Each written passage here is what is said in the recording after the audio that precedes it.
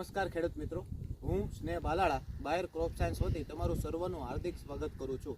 આજે આપણે એક ધાણાની વાડીએ મુલાકાતે આવ્યા છીએ. આપણે ખેડૂત મિત્રને પૂછી કે એણે આ ધાણામાં શું કર્યું અને એનું કેવું રિઝલ્ટ મળ્યું. સૌ પ્રથમ ખેડૂત મિત્ર, તમારું નામ શું છે? જયસુખભાઈ નાકરાણી જીરા. જયસુખભાઈ નાકરાણી, તમે ધાણા વાવ્યા એમાં પટ ચડાવ્યો હતો? હા, કેનો ચડાવ્યો હતો? ઓવરગોલ્ડ અને ગોસો. એવરગોલ અને ગૌચો. હા, તમે જોઈ શકો છો ખેડૂત મિત્રો કે આપણે જયસુખભાઈ ધાણામાં ગૌચો અને એવરગોલનો પટ મારેલો હતો. તો રિઝલ્ટ આપણી સામે છે. 1 નંબર ઉતારો આવ્યો છે. કોઈ પણ પ્રકારની ચૂસિયા જીવાત આમાં છે નહીં. અને એવરગોલ વાપર્યું હતું તેના કારણે ઉગારો પણ એક સરખો અને સમાન નીકળ્યો છે. અને આમાં એક પણ પ્રકારનો સુકારો આવ્યો નથી. તો તમને આ રિઝલ્ટ કેવું લાગ્યું? બહુ સારું, સુપર. તો આ ખેડૂત મિત્રોને આપણે સજેસ્ટ કરી શકાય? કરી શકાય. કરી શકાય. ઓકે, તો હવે તમે આમાં શું કરવાના?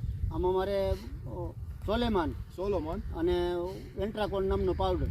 તો ખેડૂત મિત્રો, તમે સાંભળ્યું કે આપણે જયસુખભાઈ આમાં સોલોમોન અને એન્ટ્રાકોલનો સ્પ્રે કરવાના છે.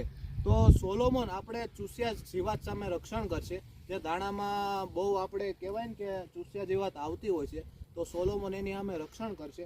અને બીજું છે એન્ટ્રાકોલ.